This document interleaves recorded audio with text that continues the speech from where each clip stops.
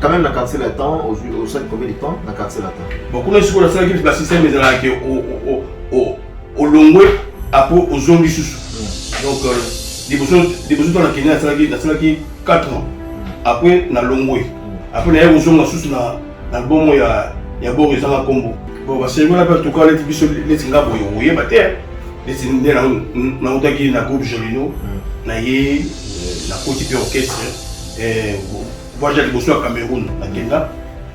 Tozongi to kesu Cameroun na Kei. Après to kesu Zimbabwe na Kenya donc voilà bon tant que comme ka voyage pour Watiki bon yo boye ba teke no ese bato ba kena bango parce que na bazala ou bazala kisi o bazala moment nous allons na kisi na moment nous allons na kisi na monde on a tika na tiro côté na monde parce que déjà dans un monde la beauté de la famille chrétienne maman Moyo Charlotte père son âme na papa Moyo bazaki ba serviteur de Dieu na combat spirituel papa zana na bon moyi et en tout cas nzela on est ici ba l'acception côté monsieur de la mingi le sambo attendre ningi dans un quartier latin là où le sambo ezala kaka donc et allez oh ça dépassait avec nga beta na quartier latin na voyagé na Zimbabwe na tangi yoti na Cameroun 2 fois Angola à Côte d'Ivoire on monte na mona ki to bandi concert boy vraiment match micro bo ba oyemba parce la grande mbolo ba de la grande mbolo ma mune ozolo na beta na quartier latin Koffi Olomide na tsanze matsa micro boy batozo banzemba Koffi Olomide na libanda mboka na beta kuna ti ozoba na époque na biso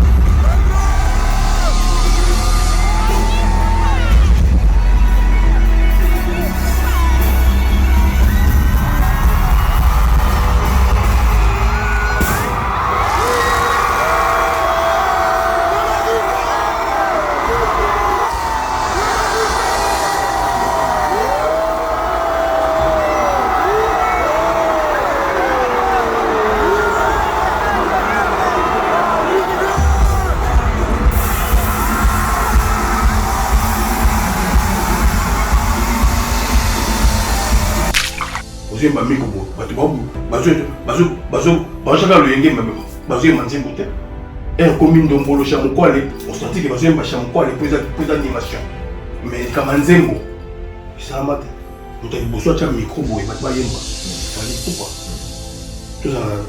tous en enseignement ngo ils ont fait tamboka donc il y a le big fali à sali belé ko les gars ce qu'il fallait à Salé Belé pour les cas, à Salé Belé pour les gars, Rambo, c'est-à-dire tout simplement que fallait aller Koffi Olomide.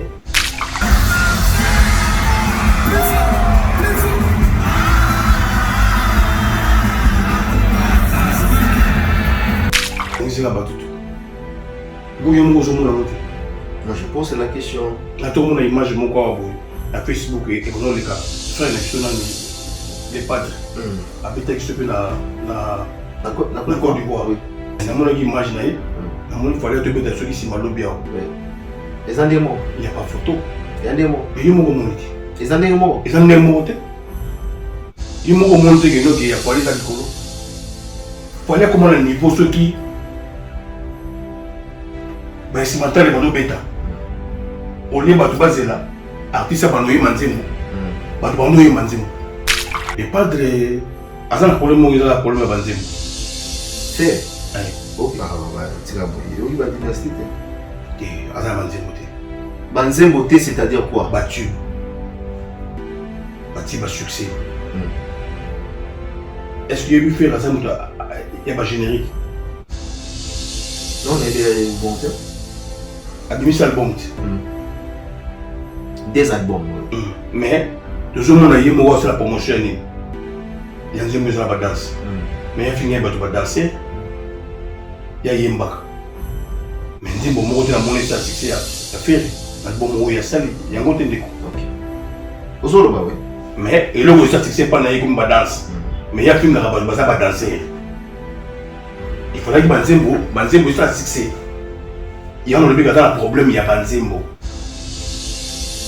banzembo eza kaka te po yemba bamalobi bilibili ou bien il faut kaka oyemba batenora makasi te yemba nzembo eza nango simple kombo na ye nani afandaka wapi lipamboli nazwi mokolo lelo ye yaya ngeuti epai ya nani délivrance nazwa na pomoi na ngai na lisungi ya molimo ya nani mbote na biso ezali ngawa bino artiste comédien Jean Molayi na fandaka na France Scène Wave ezali masolo ya sika ekobongola makambo ngai na libota na ngai totindaka mbongo régulièrement na RDC mboka na biso avec Scène Wave nakoki kotindela bandeko na ngai mbongo kobanda na montant ya 1 euro et yango eza ko permettre biso awa na poto totindelaka bandeko mbongo ya mike na baposa na bango ya mike bouti kolanda papa na biso Jean Molayi ndenge atindelaka bato mbongo na Scène Wave par téléphone. Désormais, plus question d'aller aux agences. Onde konangai abelaki, o mama nangai azobela. Plus question ya kotelema na molongo okende kotindela ndeko na yo o aza na Afrique otindela yembongo. Il suffit juste ya ko télécharger l'application Scène Wave. Okolanda ba détail oyo kotia po osala opération moto aza na Afrique azwa mbongo na yo en toute sécurité et rapide. Très facile à utiliser. Vous téléchargez l'application Scène Wave, inscrivez-vous, au tieba coordonnées nayo et puis au sali opération na code promo ya Lokamba pour bénéficier les 10 € offerts. Voilà les ali cadeau oyo topesi bino. Juste à partir ya téléphone oyo zanango au télécharger l'application Scène Wave, okoki kotina mbongo nanzela ya Tigo Cash, Airtel Money, M-Pesa ou bien na bagence ya Union Express oyo ezali esika bango bazali. Oyebi ki tozala ba moment oyo ya ba fête. Olingo tinde la famille na yo mbongo, olingo tinde la bandeko na yo mbongo. Il suffit juste ya ko télécharger l'application Scène Wave bakozwango rapide. Na Scène Wave, transfert d'argent sans frais. Na Scène Wave, tokolia bonane na facilité. Parmi les bons, il y a le meilleur. Général Investment Service. Une société d'un Congolais aux capitaux 100% congolais. L'une des rares qui vous offre une gamme variée de services dans différents domaines. Nettoyage des façades des immeubles et de tout autre espace de vie. Dératisation, désinfection, désinsectisation. Production de papier hygiénique. Production de glaçons, spécialiste en logistique, spécialiste de l'immobilier, boulangerie, traitement des plaintes. Il met à votre disposition des camions-bennes pour l'évacuation des déchets et immondices. Le tout à des prix défiant toute concurrence. Contactez-nous au 085 090 19 99 ou au 082 79 92 076. Rendez-vous au boulevard du 30 juin, immeuble Virunga, appartement 6, premier niveau, Kinshasa, Gombe.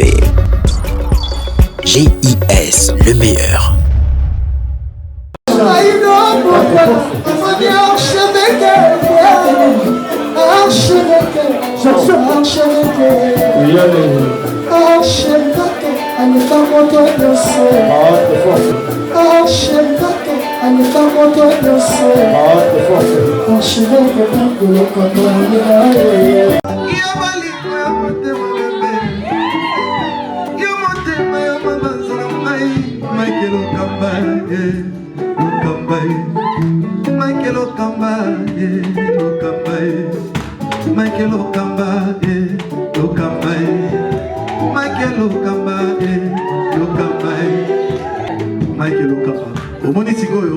L'artiste, c'est l'improvisation. Na honoré dans l'émission. Africa Elengi TV, votre chaîne, l'incontournable, la star des chaînes.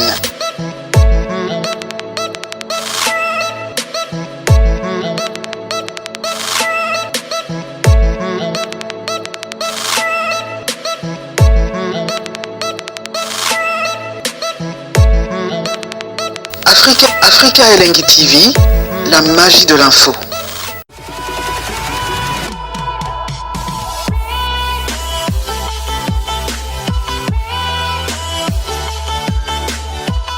Voilà, bienvenue sur nos antennes www.africa Elengi. Je pense que vous êtes en train de suivre cette émission Jardin des Stars, une émission socio-culturelle qui ne cesse toujours à vous donner, bien sûr, les informations sur les actualités au travers le pays, à travers le monde, mesdames et messieurs.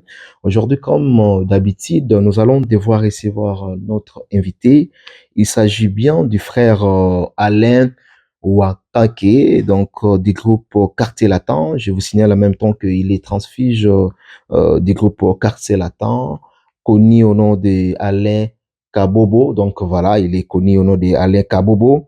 Il est transfuge du groupe Quartier Latin de Monsieur Kofi Olomide. Nous aurons quand même le temps de parler avec lui, tout sauf rien. Qu'est-ce qu'il a comme message au vu aussi à tout le monde. En même temps, nous vous signalons en même temps que l'album Elubu Nankolo, qui s'annonce déjà très bien, avec le frère bien sûr, Alain Wakake et Zoya. Déjà, je pense que Bana Nzambe vous consommez en haut parce que Zoya vraiment na banzembo bien, na mathématiques y a bien.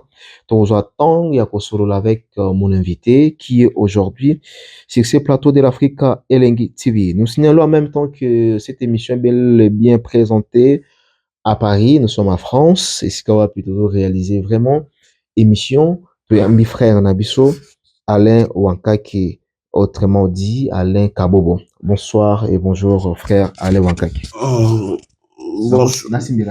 Bonsoir papa Mike Lokamba, joyeux Noël. Ah, merci, joyeux Noël à vous autant, merci. Merci beaucoup, merci. Voilà. Et plaisir à Koyambayo, et c'est la première fois Toyamba na chaîne Abisso, Africa Elengi TV, et sentiment na yezani d'abord.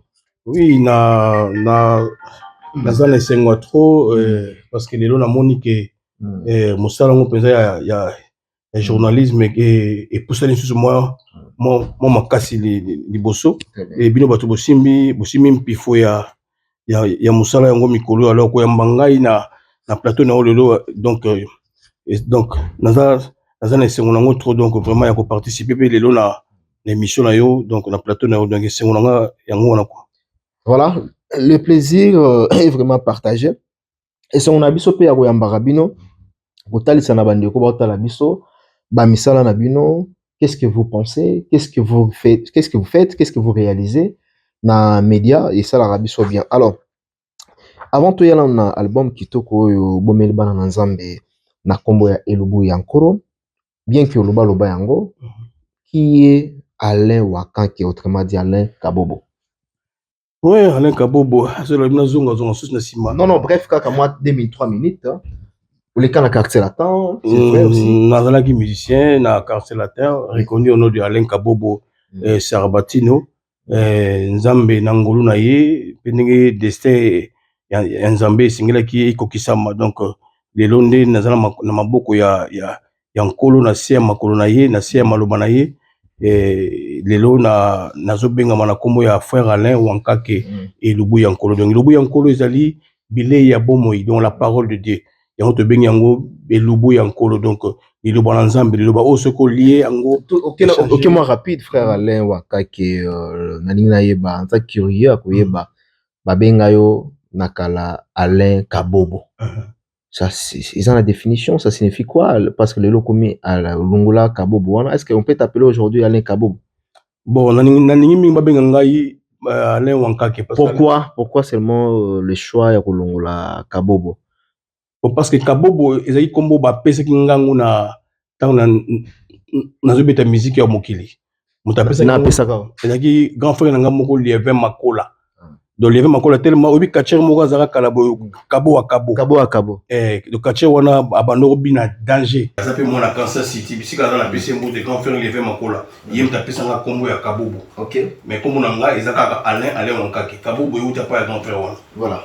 Les lois ba Alain Wankake parce que le lot comme frère Alain Wankake, et là on est motivé yo ya kokoma Alain Wankake frère.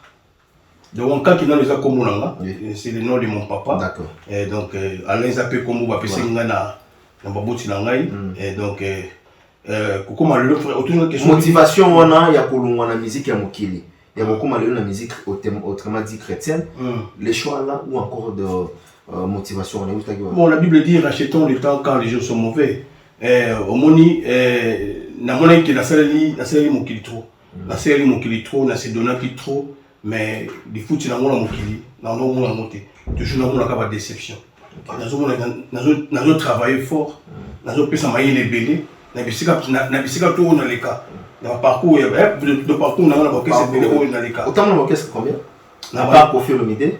Oui, na bana qui na lemba musique à tout bouge ya fonda au bogisi bombe mana lemba na lona lemba musique à tout bouge to yo sala IBG Stars wana orchestre na biso moko ngana na misla na moko kufa personnel le fonda wa me mampasi to sali IBG Stars ngai na ame na Thierry Ataba na Canada union des beaux garçons tata na lona IBG Stars na kekota na la historia orchestre moja qui ya nangaba ya fondé foulé et après là historia na ke kota na la Kangonia la Kangonia ne bisika o to kota na kina ya Willy Zola ya Willy wa beta guitare pas fallait poupa ya Willy na frère José Nzita to beta na la Kangonia après na kena Ridelson na matete bisika on to na Dédé Jasco to na Charles Mwamba Charlie Champlain na Ridelson après Ridelson na yo kota na groupe Jolino.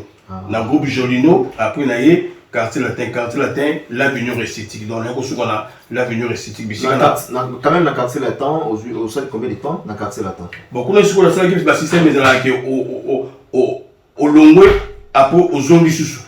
Donc des besoins dans la Kenya ça qui 4 ans. Après na longwe.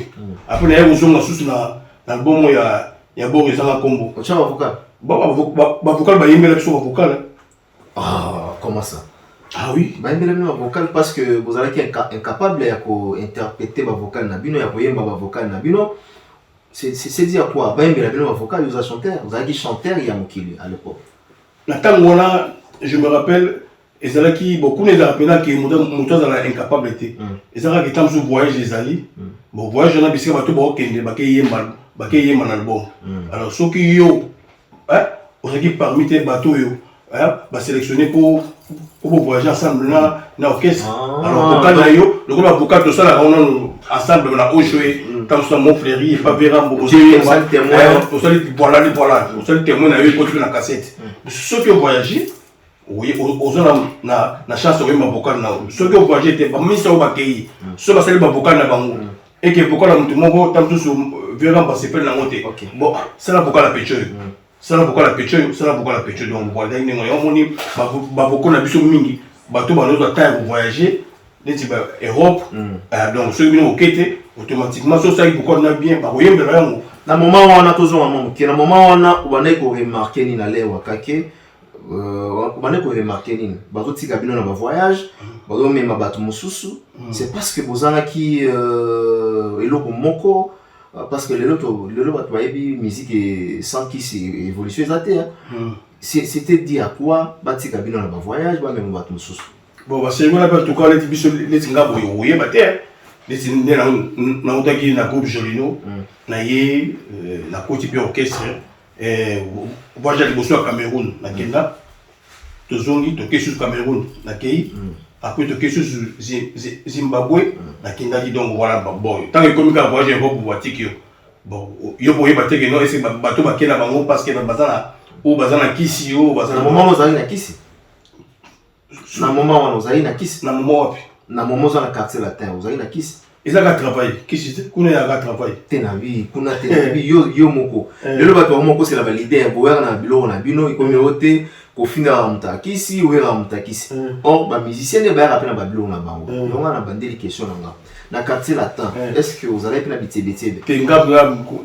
na monde na tikala na tsolo kota na monde parce que déjà dans un monde na boté na famille chrétienne maman Moyo Charlotte paix à son âme na papa Moyo bazaki ba serviteur de Dieu ya minene na combat spirituel papa zalando na bomoi et en tout cas nzela on ya kisi balakisa biso ngote biso zalaka mingi lo sambo ata ningi na zela quartier latin na ndako kwa lo sambo zalaka kaka donc côté là na ke kokota monde wala na côté ngo matino na ndo metaka na mayele na tala o nza mataki kati na ngai ya pe on memenga ba Cameroun memenga ba Zimbabwe memenga ba mboke belé na quartier latin mais tant peu comme na RP à poto batiki yo au boulot qui batiki nga passe dans la kisité parce que Kenya déjà l'Afrique les gens là y mon bon le président moi qui est bon na voyage Europe yo qui était à Tikio parce que nga mo let nga basura nga na so no verambo ay sanga mabino yo na me mayo mais batuno lemba balobi fose la nano batonga lemba na champion du monde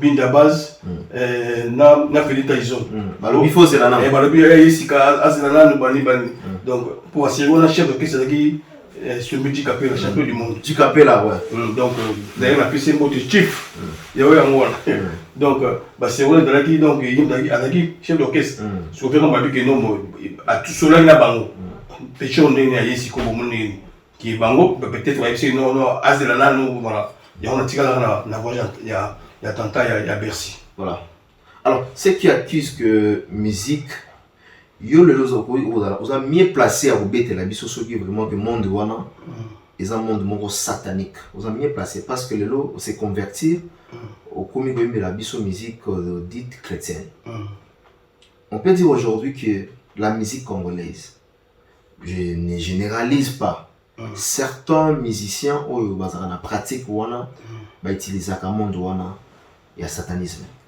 bon siko yo mo makamso ba lo ba ngo soki yo moko oyebi ke bio okotonaki na ndeko moko to mise moko obeta na ye tout le monde a bato bele balongwa so alongwa te orchestre wana bato bakisi baliaka bato babomaka bato yo na tuni peut-être na connaissance des causes tenga na longwa na nga pena parce que zaki tananga na longwa te pona ke na mona ki kisi na no voyager na baloko voyager et ceux qui les vont préparer voyage moko boyo o senti ke ba super changement ba pesio kabo bonini mais créer mo loko moko siko na kisite ezala ki no ke tanango ekokaki ke na yamba Jésus Christ comme Seigneur et Sauveur bon moinanga et omoni a changé ki ka là on le cas simana yo ozomona ke non simana ozotala na l'équipe na l'équipe ozoba ke non nazalaki aveuglé la musique wana ou comment au regrettant pour les quartier latin pour les ba groupe tengeli biso na regrettant ma c'est parce qu'on a travaillé trop.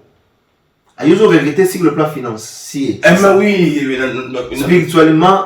Et donc, ils étaient qui ont les gars qui ont qui na kis basala iboté. Na qui taka orchestre les gars qui na travaillé trop, na joué qui écoute na monde na yo mona ke musala mo tête d'autant mieux.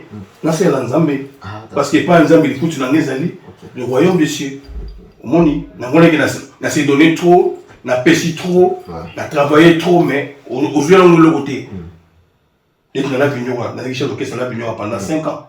N'a pas parti c'est belé pe au le basa ba leader. N'a pas Fabrigas, n'a pas belé dans la vigno. Donc ba Fabrigas. Donc on a récupéré bon dans la vigno. On a richesse d'orchestre, c'est de là trop. Mais na su que on entend sur mon que non ah. Mais ndenge ni makambo yo simbaté on est dans la nganja Nzambe qui tana yo isa wana te. Yo wana ozelo te. Nzamba tala yo koto yo ozelo te. Ti yo. Voilà, on appelle ça joyeux anniversaire dans Raissa Ndombe de longues jambes, on appelle ça Bambote. Depuis quelque part, Raissa Ndombe de longues jambes, donc joyeux anniversaire dans Yembotama et l'amour. Happy birthday to you. Qui dit bonheur dans tout ce que tu fais dans ta vie. Donc voilà. Et pourquoi pas la mère Zozo na kati ya Canada. Topesi bango bambote mère Zozo na Canada. Donc maman Zozo. et pourquoi pas na Alain Lufungula. Donc Alain Lufungula. Donc motema ya Mimi Kalendo.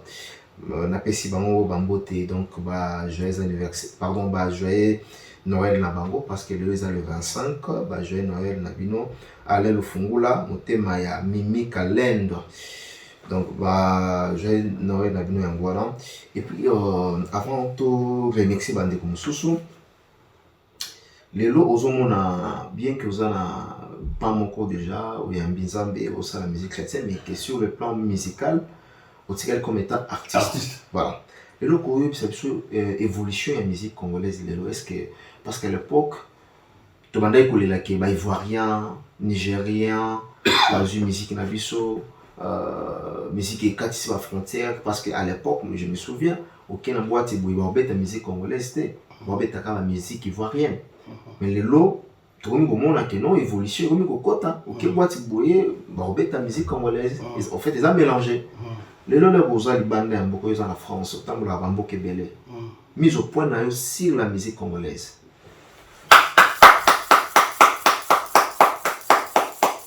Maboko na beteli obeteli Kofi, obeteli Ferré, obeteli Héritier, obeteli Batutu.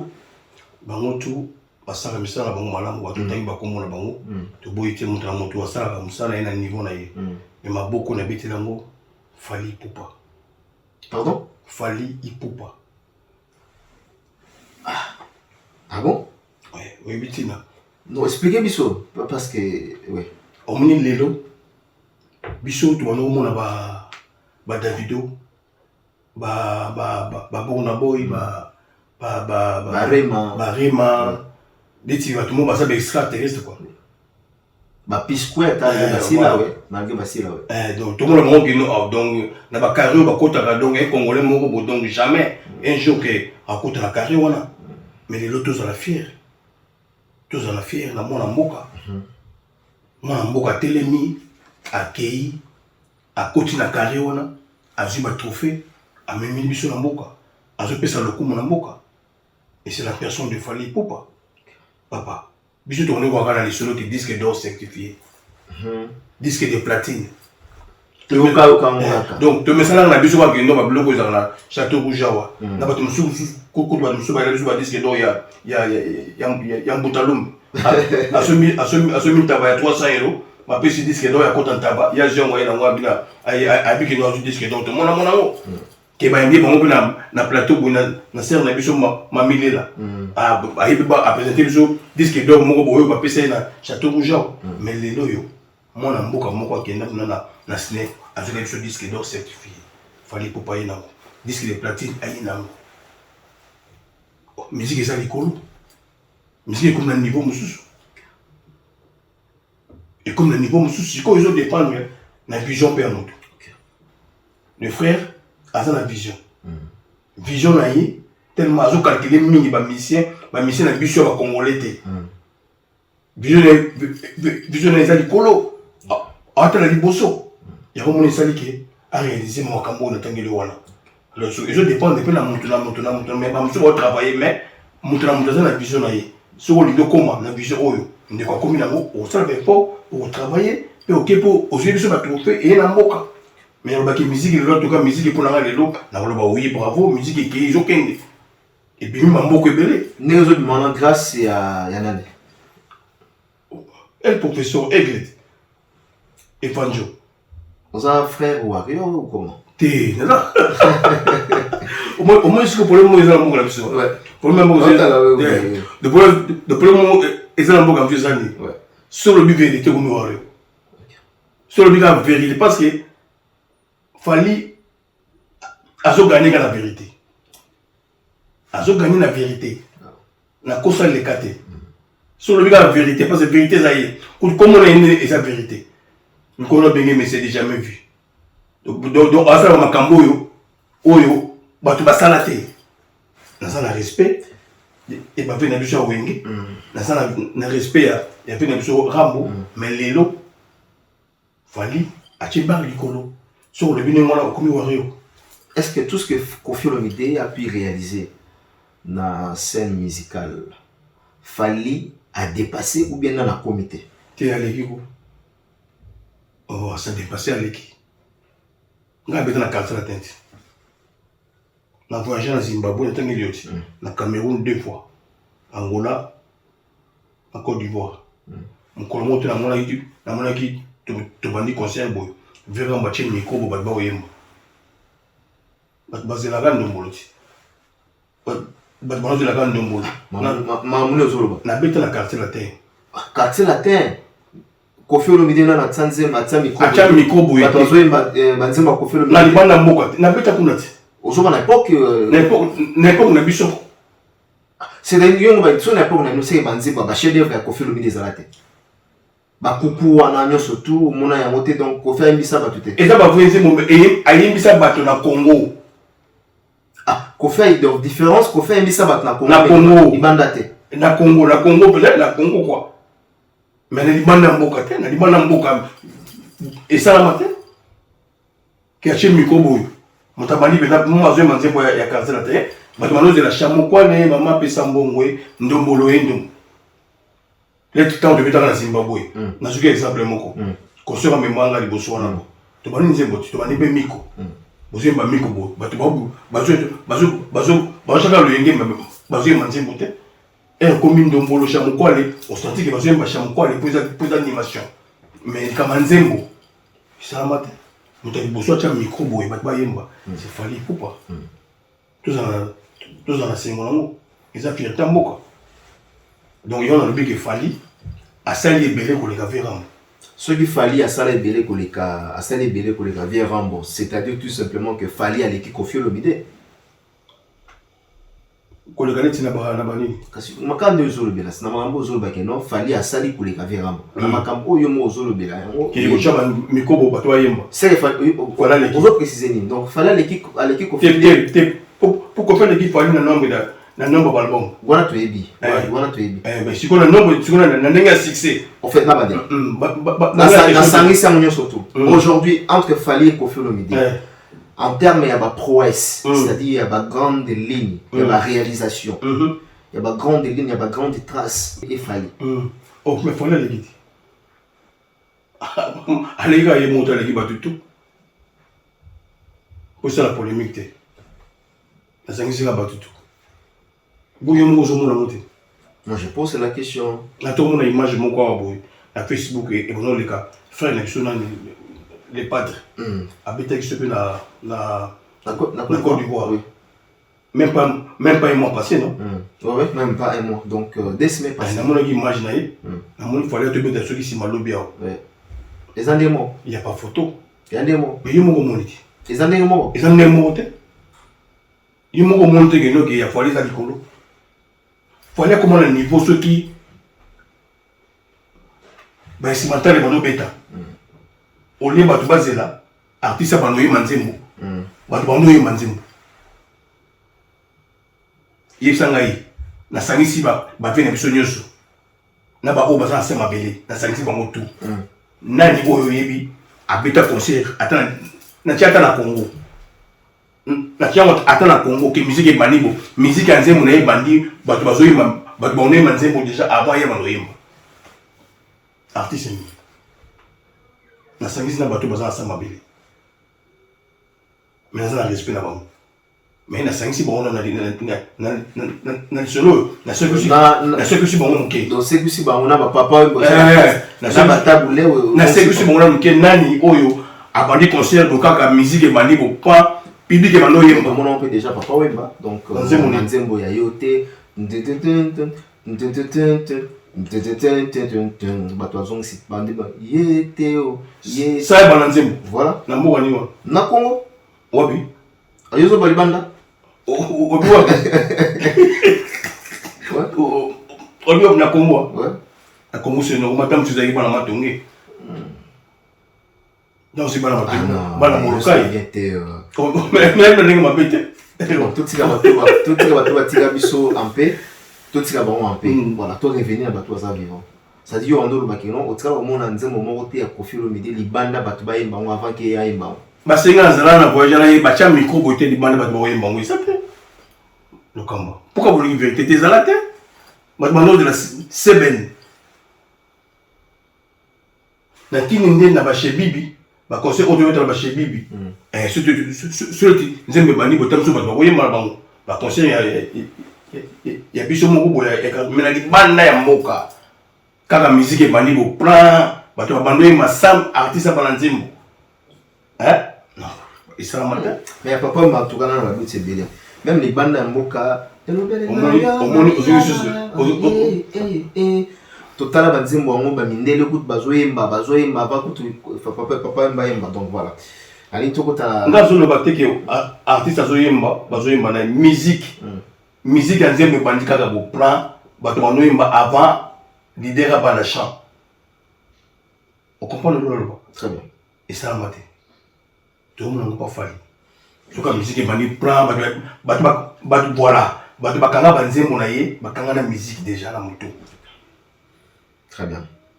Alors, tout le monde concert il y a Fali dans Côte d'Ivoire. Comment comme Amazon le Awa, effet Fali, communion avec son public. Tandis que bande rebelle pe baleki na Côte d'Ivoire wana bazo senga kutu public et bana bango mais il fallait les choses naturel to peso raison quand on to loba question to loba sikote faut nous montrer l'époque na et on bazo bazal numéro 1 national benga mais c'est jamais vu parce que makamona mona pa na et ça mona noti yemo ko bien mona noti moni mo na Côte d'Ivoire mon différence. C'est quoi na siko artiste mongo akino dans la Côte d'Ivoire en tout cas pour azasi que c'est banzembo nanga papa et ça dit kamo banzembo et ça dit kamo yaba banzembo ba artiste la biso ba koma banzembo so ba banzembo te ba yo so banzembo na za parole yo na bon mais bien terre papa tu as poussé au sunga ba talo mo bon ni bien terre c'est là tu as poussé au sunga elle ni autant la Bible elle ni autant avec c'est un frère Alain. Et dans la base de mon sous là, la commande est déjà. Et ça est belé. Avant là, Jésus-Christ comme Seigneur et Sauveur. Si on a un poste à banzer, on a été. On a un poste à la montée. Mais côté quand on a une. T'es la montée quand donc ça me au fêlé. Donc on détruit le monde où on a tout le monde. Bah le monde on a ça. Oui. Bah mais monde où on a musique gospel la musique mondaine au bande bois bête et ça la carte congolaise non quand bino mon frère ne peut ça ba différence au que non la musique ya mokili côté musique différence c'est belé parce que comme toujours bon ba jouer mais la bateau biso oyo o ngoteka wana te la oteka te na ka ba wana ba yembele ya bateau non ne biso comprendre na so libéré. Parce que c'est-à-dire que là aux zones on s'est libéré. Donc la personne moi ekende bazango donc les zones ont multiplié ma somme alors. Donc yo ozo conseiller ça ma somme musique wana. Ngala éviter tant sur yo muto ozo comprendre que et ça parce que ngala beta ngona mona mona de. Ya mona ni ekeke bazo banze moi pour tout le monde fallait charge. OK. Asa na charge belé. Bon le bus ko so azate. Tout le monde peut aller bien bo paiement. Donc musique a connu Koffi. Parce que Azara il m'a pété. Parce que moi je passe à l'avancer moi bien. Ça avancer moi bien. À comme un peu le niveau mon robot même musique n'a du colo. Sauf que il y avait eu des phénomènes combattants. Et on s'est dit que tant que moi musique mon peu quitter moi mon quai. Voilà très bien. Aujourd'hui Alain ou quand tu vois faire rigoler, on a aussi occupé la place de la musique congolaise. Par rapport à... Aujourd'hui, Ferregola, ça a un niveau nini, en fait. Qui représente Ferregola pour la formuler autrement? Les padres... Bon. Asa un problème, il y a un problème à Banzembo. Fait? Oui. Ok, ah ouais, tu vas boyer. Ok, bah dynastie. Asa Banzembo. Banzembo, c'est-à-dire quoi? Batube. Batube à succès. Est-ce qu'il y a eu fait la scène il y a pas générique? Non, on a bien le bon temps. À demi ça le bon. Des albums, oui. Mais, tout le monde a eu la promotion. Il y a une maison à danse. Mais il y a fini à danser. Il y a un bac. Mais il y a un bon côté de ça succès. Il y a fait. Il y a un bon il y a sali. Il y a un côté de ok. Aux autres, oui. Mais il y a un succès pas comme danse. Mais il y a fini à danser. Il faudrait que Banzembo soit succès. Il y a un problème, il y a Banzembo. Banzembo ça a été fait ma maman le bébé. Ou bien il faut que ma ténor ma casse. Il y a Banzembo ça en simple. Ils sont dans une bas. Tongo etana butu einda ye. Kembo na Nzambe etoni mokili. Batu na kangai. Wapi Nzambe na yo. Zambe na ngai avali na kembo kumama yawe yawe kumama okibati esa na nzi moza na mosembe olandi très bien banguna na biso basimbi touche na kati ya kare penalty elombe oyo apesi biso elonga kombo na ye Yoshua Mashiach olandi monene mama lombo. Ah, ok. Ah, autrement, désormais, bon, le monde en a chaîne. Et ça, c'est pour se compliquer. Faire un problème, à ça qu'on se compliquer. Oh, faire ça, c'est compliqué. L'achat. Ah, mais les grands chanteurs, c'est compliqué. Et les grands chanteurs, bien. Il est bon. Bon, voilà, bon. C'est grand. Avant la musique, nous sommes obéis de la musique, on a boué. À quoi? À quoi improviser? Ah, laisse musique nini. Ah, frère Alain. Ah, makila qui voit avec les autres ma casse. Oh, mais pourquoi ce père va avoir eu? T'es parce que aux bois à car faire render, au bois tout, sauf faille. Au lobby qui non faire à tout, et ça n'a rythme même sous au bêtis. À quoi improviser? Faire rigola. À ça chanter il y a 2 temps. Il y a un moment normal. Où il mange bien dans ce côté. Bête la musique, nous sous. Il y a un moni. À ta bêtise 50 chansons. Au yoga, à zo magane moko. On m'a dit ça, on a vu faire une imba. On a vu que ce soit pumbwe, au yao. Ce soit pumbwe sous au sol de virgule. Il y a ce qui ça pas là. Il y a ce qui ça pas là. À ça, pour le mot, il y a nuance. Ça, la nuance, c'est simple. Il m'a dit, mon voilà, à ça, mélodie, c'était. Ah, faire n'est pas. À ça, mélodie, c'était. À ça, les gars, on a un fâché quand tu dis que Ferrero n'est pas mélodiste, donc, tu comprends. À ça, mélodie, c'était. Ou, à l'oukaba, ma parole, à travers un album, ou peut-être, ou le bosso, ou à ça, qui n'a pas album qui est derrière tout. Alors que bande comme sous oyo ba pesa ke banze mon sous o ba boyemba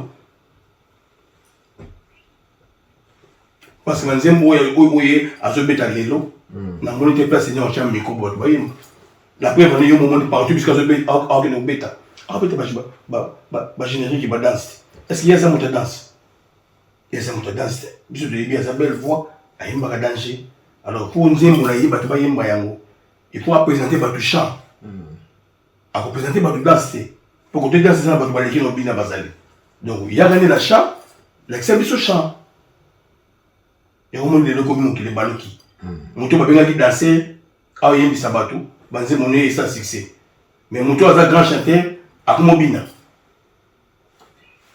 à éviter alors c'est qui disent que faire gola l'équipe fallait na wemba olobi bato baloba que faire l'équipe fallait na wemba tu allé na wemba te. Oh, on il faut tant on se lance mon aïe. Bah tu vois yemba moti. Mike, quand le camino yemba ça il faut aux ténoristes. Et ça monte. Yemba simple, bah bah quand nous yemba. Kombo na ye nani afana kawapi lipamboli na zimo kolwa lelo e. Ya uti e pa ya nani. Délivrance la joie na bomoi na ngai. La lisungi ya molimo ya nani e. Oyoki la gangi. Non, que gangi te, mais yo mon ami tient dans la place, non, ça bon bien quand. Naimba on a comment Zambie. Et ça bon tout Zaka. Bien bah tu yo quand aller bon juger. Mais na kangi na ngate. Quand même malobanze museni. Et yokani. Na lebi kombo na ye nani. Avant ndaka wapi. Dipa moli na juge mon kolonelo na la pesi ngango. Délivrance na juge mon kolonelo na la pesi ngango. Et où tu pas ya nani. Oyo ki maloba. Mais on a besoin de faire. Sur Zoé, malheureusement, quand on a besoin de faire des nuances. Ah, fais le boulot, les gens ils vont malheureusement quand on a fait. Na coach no mbongo na mais ça bien bien dans zembo faire et bien soleil et pas des tissus.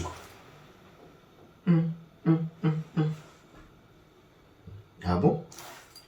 Oh. Na coach la chambre la là. Na tiki le matin, na tiki bah oui, na tiki le temps à table 5 heures du temps la vie, il bien dans zembo faire et bien dans soleil et pas des tissus quoi.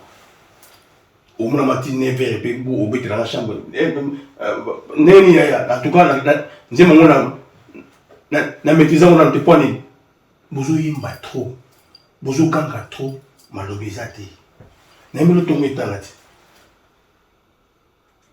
D'accord. Voilà, merci, ça joue bien, frère Alain. Quand qui est donc, tu vas comprendre pourquoi il est frère, mais en même temps, il fait des analyses, il fait des critiques, il donne son point de vue. Donc, mais dès qui t'entend à début que non, il reste l'artiste en général. Alors, tout le monde peut la surtout sur la maintenant, à présent, cet album qui s'annonce déjà très bien. 6 titres et le bon encore. Alors, tu vois, 6 titres, il y a quand cet album parce que quand est-ce que l'album va sortir? Est-ce que vous avez une date calée, précise ou comment? Ouais, mais ça là, nous sommes comme la souka. Avant toute cette date, tout nous se trouve dans le studio. Parce qu'on ne travaillait pas à Missalangaï, au congé végénal, toi à Paris. Prince Mongali, Prince Mobali à Maman Nora Mboko. Donc voilà, donc on a travaillé dans le studio. Donc, si vous avez un peu de souka, si vous avez un peu de souka, vous avez un clip, vous avez un peu de souka, vous avez un featuring, des types Frère Clovis Makola, vous avez un peu de Momoko, vous avez un peu de Frère José Nzita. Ah, d'accord. Il y a des photos sur le clip, na Kini. Donc, le gars, il y a un louange, et c'est un peu de la place, pour te passer il y a louange, pour la bonne ensemble. Donc, vous savez comme dans la souka, de très cas comme un clip, si vous avez un peu de souka pour l'éternel, parce que tout ça, on a la finance, il y a un gars aller en cas que le bouillon colo des mamans qui m'ont mis qui ont pesa qui en fait la difficulté nous coûte dans le moment il y a la réalisation la difficulté nous coûte ouais ils avaient belé mon belé ça là on attend je bon comme tu peux attendre mon manzemo tam sur la moki le la moki na nzemo mususu tam sur la pe botan on la li bon samba espiro cette espèce inspirant nzemo mususu les albums n'a marché au milieu trop et ça bon parce que on a vraiment inspiré le Saint-Esprit. Parce que la Bible dit sans son esprit, nous ne pouvons rien faire. Donc, tant que l'amour qui fait que bon, c'est les programmes qui font la bête à au moins la boule de esprit nous été regardé oyo na Kennedy et ça moi au moins ils ont pris un peu moins nous sommes mais aux gens choisi parce que aux autres travailler en fonction du Saint-Esprit. Aux hommes il y a au moins c'était que moi un décalage vous comprenez bon bah difficulté me trouver dans la moi le plus souvent ami qui est comme ce mon ingénieur au travail azaka musala ezaka ya musique te azaka na boulot na ye atena kayu na ye musala quelque part donc voilà qui tam susu pe mona très beau la lobby ye babingi na musala mo position moi je possible ngape koto musala pe sali na ozo sala ozaka te pour la musique quoi donc au moins mageza musala nzambe mais yo po sala po maman Lidinduka peut à se retrouver la pesi maman Lidinduka motema ya Alain Wakaki to pesi bango bambote donc à se retrouver donc voilà moi 50 p otindeli moi maman Michunyota moi moke pesi pe nani R9 Ndombe Raissa voilà donc voilà très bien donc alors vous allez s'en sortir comment parce que tu es seul là le beaucoup moko enregistrer 6 chansons dans le studio, tu as vu comment est-ce que tu as vu qu'on a un exaraka et si tout ça va featuring avec frère Otangi, frère Zenzita, frère Nan Tanakia, Clovis, Namalor Bongo, vous allez s'en sortir comment yomoko? Ouais, muke ka onzambazo pesa musala na ye. Bon, ne bandeli pe ba itonga mususu pe bachaki biso maboko leti itonga ya SR sanctification SR pe ba sunga biso makasi leti Mama Grâce Kalombo na pesi mboti bisika zali. Donc ye pe aba église pe pesa biso et pesa biso mama makasi na ba finance biso muke ne bandeli album pour na to me ko déjà mo chanson ya elubu ya nkolo d'ailleurs na pesi mbote na bana SR église SR vraiment nzambaza na bino na auto bosala ki pour na kosunga eve na bino to album ya nkolo oyo ya elubu ya nkolo donc bande comme ça peut pas passer maintenant sunga biso mo muke le temps se peut OK quelque part pe église au beti aussi pe moi OK au financer la studio aux pousse musala malé muke ya monique donc ngamo na zo bunda black disque c'est là. Alors, mais n'avez qu'une zambe dans mon gars et on a producteur parce que normalement parce que ma cantique est zambe na cantique ya makasi pour le commun en zambe. Très bien. Alors, donc peut ça peut coordonner ceux qui producteur ou à toucher pour que à comme ça misala en zambe ou tient la destination batu bayo kayango donc à commenter ce que featuring na yo na José Nzita na Maman Laure na frère Clovis Makola. Et ça la publie bien, je pense que le message vous allez lancer dans ma producteur ou vous allez toucher. Nous sommes arrivés presque vraiment à la fin. Je crois que nous avons Simon, nous avons une opportunité pour nous aller. Non, il y a un peu ça va en beauté. Et il y a un peu de musala où la musique a un petit frère dans Salem Boyo na Tunisie, la petit beauté Zambazana yo, Zambia abatela yo na pesi pesi su mboti na bandeko musu bazo pesa pesi su koni na musala oyo Mama Hortense Nzonzo azana lemba na pesi pesi su bana la petite na biso ya Kansas City na ba grand frère na biso ya Kansas City na ba miss na biso ya Kansas City ya lemba na ndenge bazo pesa biso pe force pour bango ba so ba bandi ko soutenir artiste ba soutenir gaeti na suka donc na aussi na pesi soutien ya bana Kansas City makasi pour na œuvre ya nkolo. Donc on a payé mbote na batu tout au Bolande émission oyo. Donc voilà, on a koloba yasu quoi. Et on a sans oublier Alain Lufungula autant que déjà. Oui, Alain Lufungula, tout en qui est motema ya Mimi Kalenda. Maman Lidinduka, maman moi si malamu bizarre malamu. Maman Lidinduka, moi c'est bizarre malamu, maman malamu to pisi ba mbote simbela biso papa bien papa Alain wakaki donc voilà. Maman Mimi Kalene, mutemo ya Alain Lufungula. Ouais, na tangi comme la bango, mère Zozo na Canada. Mère Zozo na Canada, on a pensé que déjà joyeux anniversaire na Raïssa Ndombe, de longue jambe. R9, voilà. Il y a une R9. Ah d'accord, ça. Voilà, tout aussi Sinabiso, en tout cas merci encore une fois. Ceux qui album et bimi, tu seras toujours disponible et puis présent. Il y a Ola Kisango na niveau ya bandeko, oyo bazo zela yango déjà. Bana na Nzambe, donc ça prêtez-vous déjà. Parce que l'album Elubu Nankolo, Ezoya déjà cible le marché des disques en featuring avec, en collaboration avec beaucoup des artistes Boyebi, Totanaki à l'occurrence des frères José Nzita, Clovis Makola, Maman Laure Mbongo, et puis Bandeko Bazav, Kama Ebele. Alors, tu sais, les Sinabiso, Baxeloko? Non? Non, non, c'est la na acapella. Voilà, na acapella.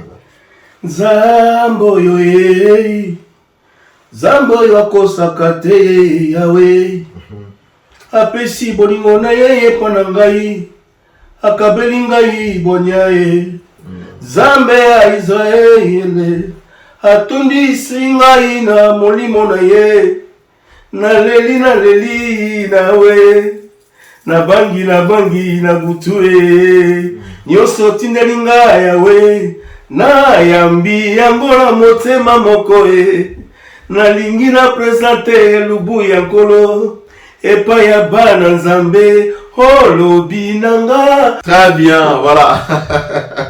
Je pense que c'est ici on est union surtout donc voilà, on se retrouve sinon prochainement pour un nouveau numéro et d'ici là portez-vous bien, au revoir. Tiens, on est comme un bateau de Macapella, on se dit que c'est un peu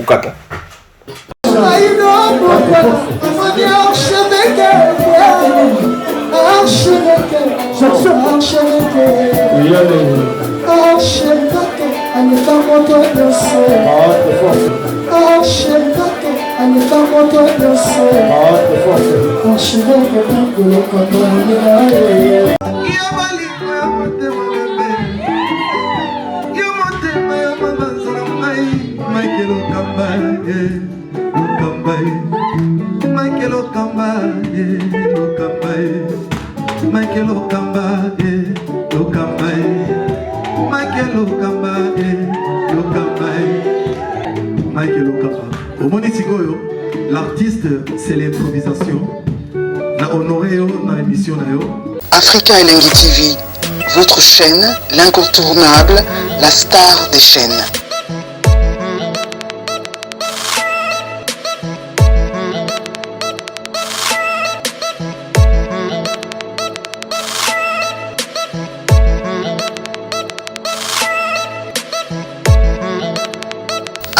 Africa Elengi TV, la magie de l'info.